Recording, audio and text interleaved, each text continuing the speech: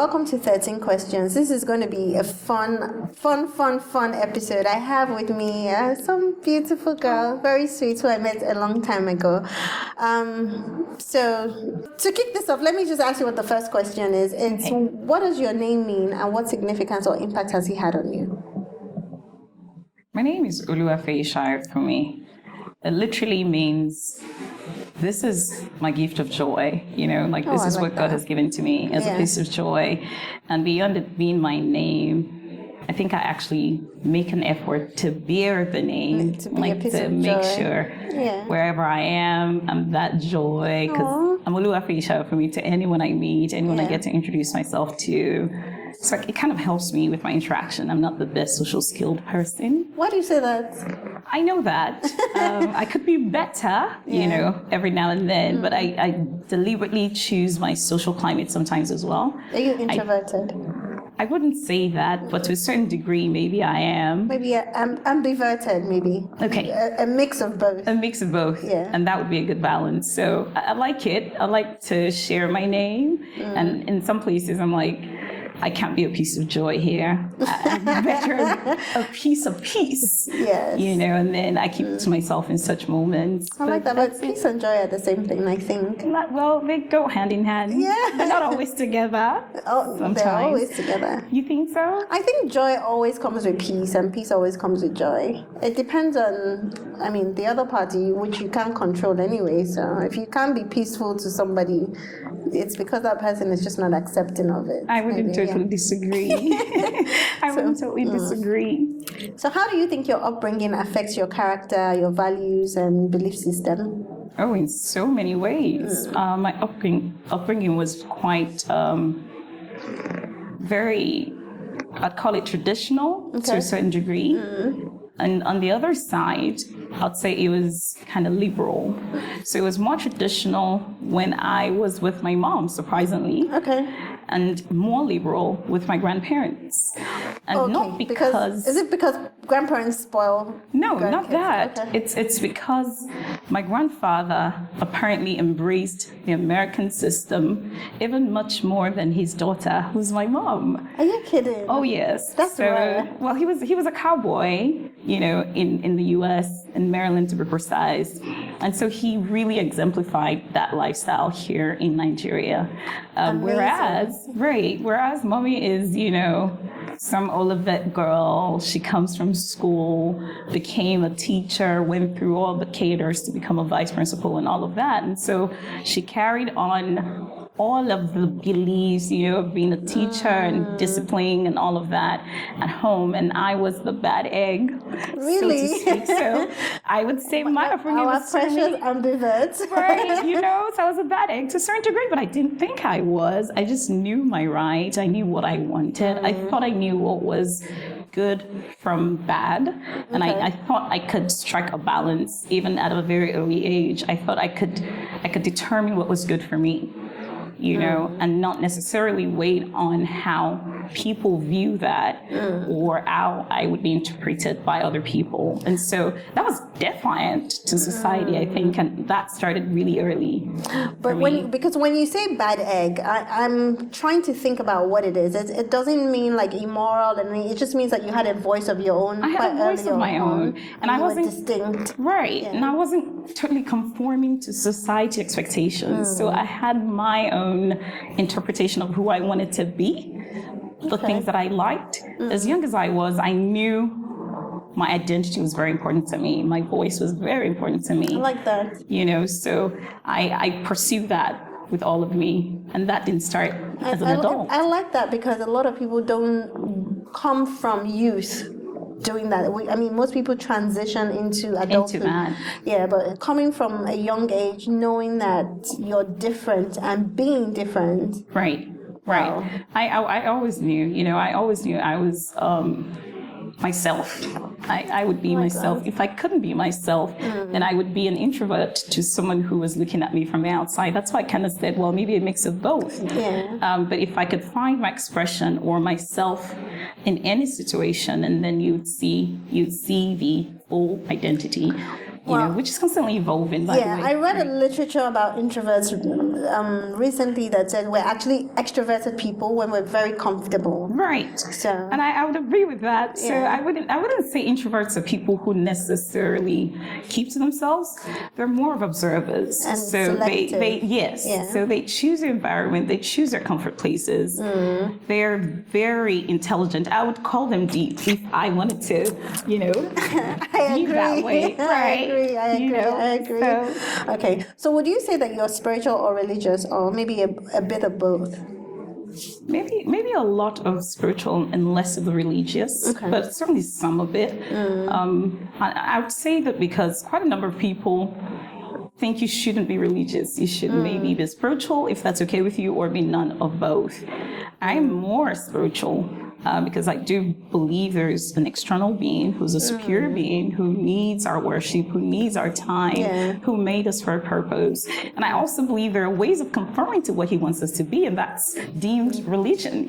That's what we call religion. And so if trying to be what you think you should be spiritually is considered religion, then I would be religious to a certain degree as well. Okay. Right. I mean, because definitely there are certain things that we all believe that we need to do in order to connect to spirit being. Right. That is conforming to religious. Right. Like meditation for some might be prayer for others, or fellowship for other people.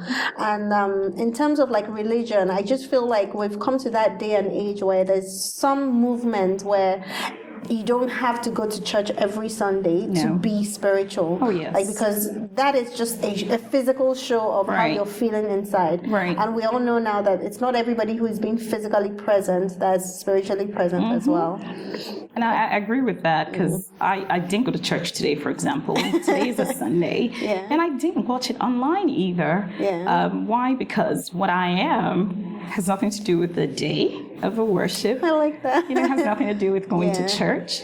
It has more to do with who you are, which is the bedrock of who I am. It's knowing who I am and what I want and doing exactly what I want, or at least coming close to doing what I want to do. Okay. If you could compliment yourself, what would it be? Ooh, wow, that's a hard one. Compliment myself. You need to tell me why it's hard. Because I don't think of a compliment for myself. It's not something you think about. But that's the reason why this is one of my best questions, because I feel like human beings are just not very comfortable speaking about the areas that they're confident about. We're trained and conditioned to believe that we should talk about the negative sometimes more than the positive. Right, especially in our society. I wouldn't differ. But I'd say, if anything, that the constant pursuit of being the best of myself, of being my true self, identifying myself as Oluwafeyisayofunmi, and being that person, I like the way she says her name. is a constant struggle. It's almost like you constantly battle yourself to be something you want to be, and what life is pushing you to be in. So I'd compliment myself on making that effort daily, and I make it mentally, I make it physically, I make it in my interaction, and it's the toughest thing you could do as a human being, realizing who you are and constantly pursuing that. And I think I do that a lot. And I don't even think that we get congratulated for doing that. No, it's just thankless when you try to be this full person, this character that you think would be the best of you. It's usually not looked upon very well. But I think people secretly admire it. Powerfully and secretly. I think it's audacious to do it. It's not conformist. Some people hate it, but some people, I feel like, might just look at it and think, if that person can do it, maybe you're giving the permission to others to follow. Right. Okay. What do you know about yourself but find difficult to communicate to others? I know. Okay. When I communicate my perspective, I don't communicate it based on the singular subject of conversation. Okay. It's coming from a lot of other things that I'm pulling together in my mind and providing answers to a certain circumstance. And so oftentimes when you prefer a solution to a problem or an input or contribution to a subject matter. It's not just revealing that particular question. It's talking about a lot of things. You're pulling from different parts of your mind and expressing that. And it takes being at the same par with that person to understand where you're coming from and why your answers are a certain way. Like the questions you're asking me, I'm pulling a lot of things together. I'm not trying to answer them just at the surface value. Yes. I'm trying to make sure that it's contentful and it's me and it's truly revealing of my answer to that question. True. So now I could be misunderstood by anyone watching or listening to my answer right now, but there goes my answer to that question. I like that because a lot of the times when we're expressive, sometimes we're conditioned to defend our perspective. Right. And most of the time I realize that you can't be met at the level that you want to be met because that person is not on the same level. Right. So, okay, for example, if I'm talking about my dreams and my goals, to some people I might be bragging or I might be boastful or I might be ITK-ish, like I too know, depending on the people. Whereas there's some people who think, what she's saying, she's not making any sense, or I'm not up to par because they're way above me in their thinking. So it just depends on that. Where it is. Being misunderstood constantly depends on the person that you're talking to. You're completely right. Absolutely. Okay. What difficulty or life struggle has shaped you and how? I have to say it has to be marriage. Okay. Marriage wins all the time. Yes. Marriage molds you into this new character, brings out the best of you, sometimes the worst of you, And I would not even go to the subject of raising children, but I'd say marriage for sure. Marriage is an attempt to be this other person's equal, an attempt to be this other person's true partner and to really make things work. It's the hardest thing to do, not to be able to, always have your way and still come out of there feeling fulfilled. True. Still come out of there feeling fulfilled. I mean, to think in terms of life struggle, I think a lot of people don't realize that struggling is a movement. It's just like you're making your way through it. Right. So sometimes it doesn't mean it's a negative thing. It just means it's a movement. Right. So I like the fact that you answered by saying marriage. A lot of people would have said something else. No, it's marriage. And if you don't say it and you're married, the answer is marriage. I like that. The answer is still marriage. Marriage is difficult in terms of, I feel like you come together with someone who's raised completely different, has a completely different experience, and you guys, like you said, have to be equal. Right. In this part of the country or the continent and the world, we claim it's equal, but it's not really equal. It's far from equal. Yeah. And we all know it's far from equal. And those who claim it's far from equal know it is far from equal. Yeah. And I don't think it's equal in a lot of societies. There's still a struggle to strike that balance in any relationship, whether you're married or you're dating. You still find yourself, especially as a woman, right? You still think you're being second guessed. You're the second person in the marriage. You're not the first one people refer to. When your friends talk about getting married, they're talking about your husband getting married. Sometimes people don't even remember your name, but you're the one getting married as well. Because you're somebody. Right, so I think it's just, it's all over, and it's particularly more evident in our society. And it's a pain, but it's a walk, and you're all processing it's now something. the new movement, right? I think is what it is, especially for women who we're finding our voices more and more, and finding that how do I put it, that in trying to be equal, sometimes that might not be the goal, is to understand the differences between the two sexes. Oh, yes. We should redefine it. Yeah. We should. Okay, so I have a bonus question. You can either pick from here or pick the one in my brain. So I'll pick what's in your brain. Okay. That's easier. Okay. What's the worst thing you've done to a human being? Can I change my mind? I'll pick from here. Why is everybody running away from that one? Okay, you can read it. It's fine. Okay. If there's any such thing as reincarnation, who or what? Okay, I like that one. Would you return as, and why? I'll return as me. I like that. I'd return as me. I'm comfortable with myself to that extent. Again, I like that. I am work in progress.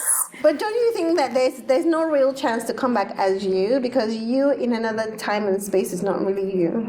Well, if that's the case, I want to be Oprah, you know? I like that. I always say that I would come back as a bird and shit on people's heads. Oh my goodness. And I'll be passing under your That's tree. one of my options. Oh my goodness. One of my options. I'd like to be Oprah. If I wanted to be an animal, I'd like to be a snake. I like that. Why? Yeah. I'd like to be a snake. A snake is wise, you know? Yeah. A snake is super wise. And slithering. Right. Smooth. Very smooth, very slithering, very calculative, you know? I'm already that way, so. Yeah, you Okay. win.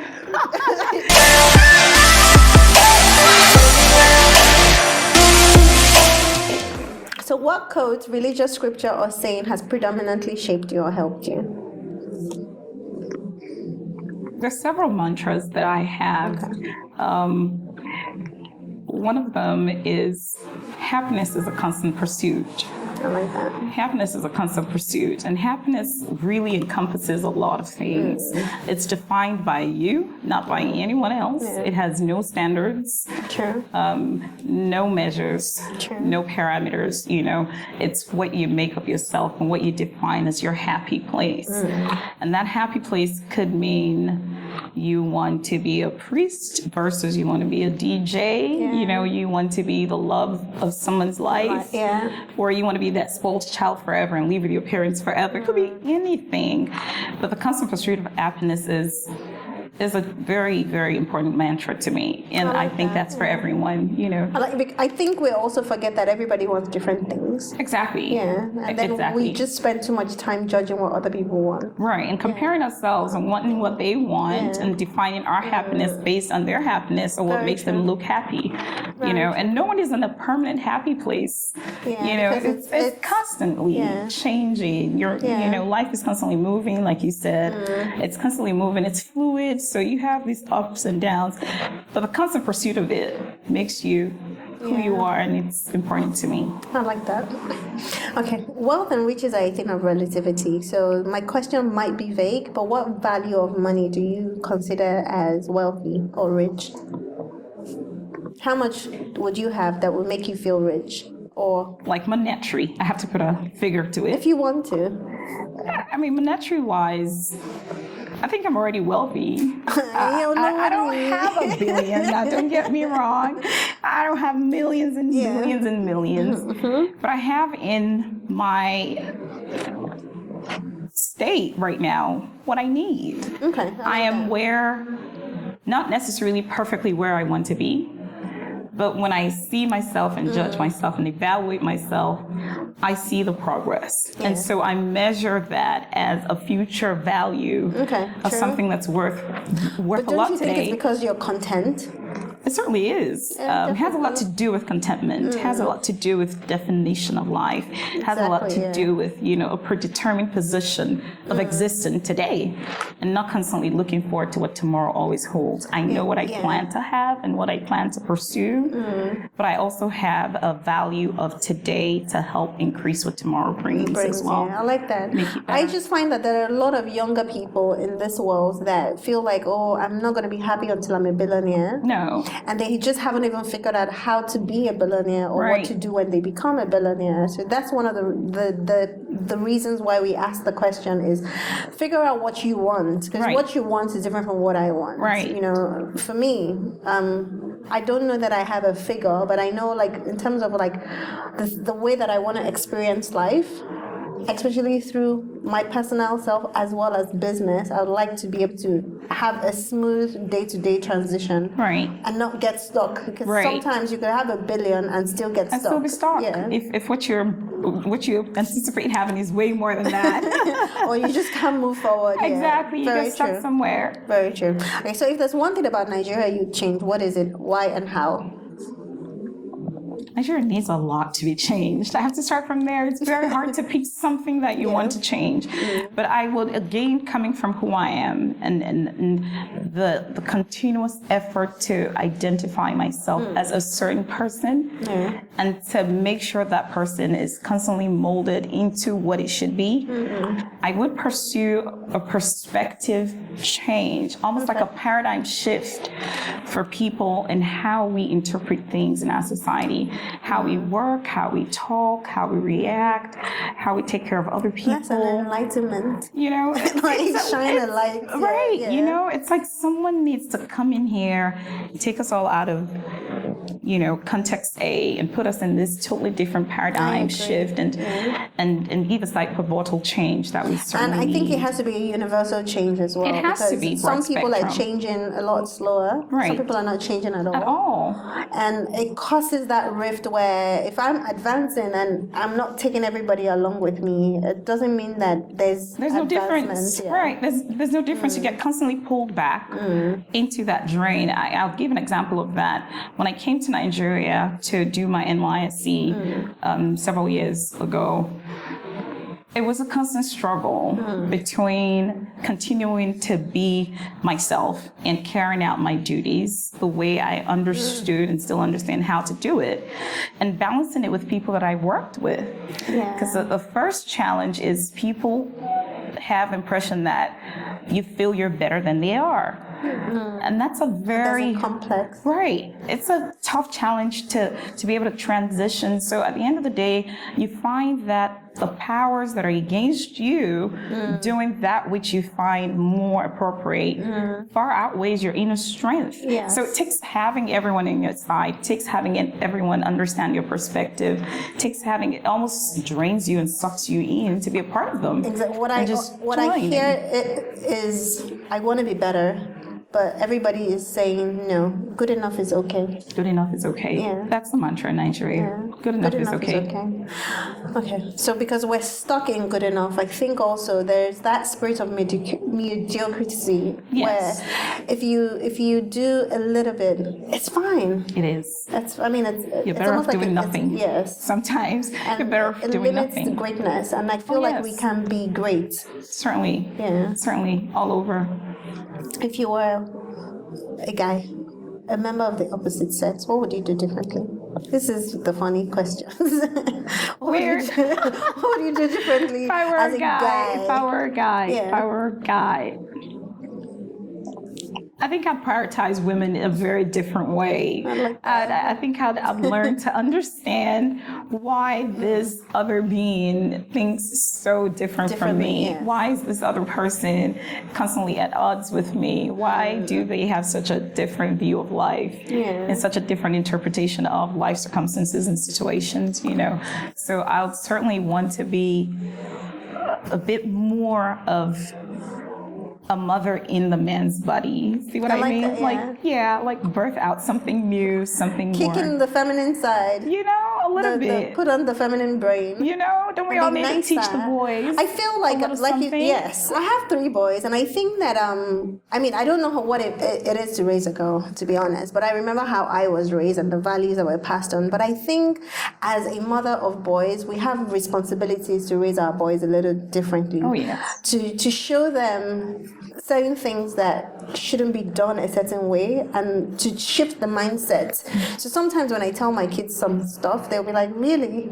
And I'm telling them how girls are. I'm like, yeah, because I used to be a girl. I'm still a girl. Right. So just that change of perspective, I think that responsibility of every woman to impact their sons. Right. Because I don't really know that a lot of the mothers that came before us did that. I'm not aware they did. We would have seen it in the traits that we've seen a lot of the men today, wouldn't we? I don't even think that they paid that attention. So I feel like you parent a girl child to be a lot more responsible than the male. Exactly. And a lot more cautious than the male child. So absolutely right. What that reflects in adulthood. You see them being a little bit disconnected. Right. Yeah. I think you're absolutely right. And you wouldn't blame the mothers as well. It was what was obtainable back then, that you were a submissive wife, like a proper stepford wife, brought up good kids, and well-behaved, well-mannered. I know. But now it's a little different. And the same goes with the girls. You know, now it's like you want to infuse some of these values into the girls so as well aspire to be something great, because you spend that time teaching the boys how to be more well-behaved, if I could say. But we need to spend time with girls too, to have expectations that are set appropriately. Yes, exactly. Okay, so if nothing was a sin, which of the 10 commandments would you engage in? Oh, no, you didn't. I did. I did. Oh, no, you didn't. Pick one. My goodness. Do you remember all the thou shalt nots?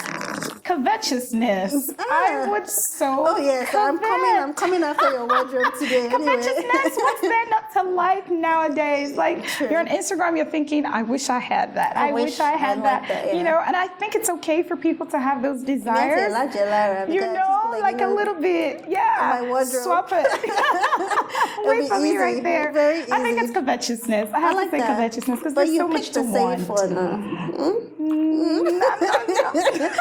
You picked the safe cameras. I'll tell you the real one. I need a high five for that. I'll tell you the real one. Okay, so this is one of the big questions. I borrowed this from Oprah. I say it on every episode. What's the one thing you know for sure? The one thing I know for sure is wherever you find yourself today is a pursuit of something. You might not have identified what you're pursuing, but you're certainly not walking aimlessly. You're going to hit something. There's a target in front of you at every point. We're not shooting blanks in life. I like that. Whatever you find yourself doing right now, wherever you find yourself right now, mentally, physically, financially, there is something in front of you that would ultimately be a goal, maybe an end goal. And so that's for sure. That end goal, that constant pursuit that you're in, you have to be aware of it because you are in pursuit of something. I like that. Otherwise, something is in pursuit of you. I mean, a constant pursuit of happiness. I need things to be in pursuit of me right now. Like what? Like no. This is not the interview for that. Absolutely not. Absolutely not. Absolutely not. Thank you for joining me. I hope you had fun. Thank you. Yes, I have had fun. So you guys should tune into the next 13 questions and subscribe to.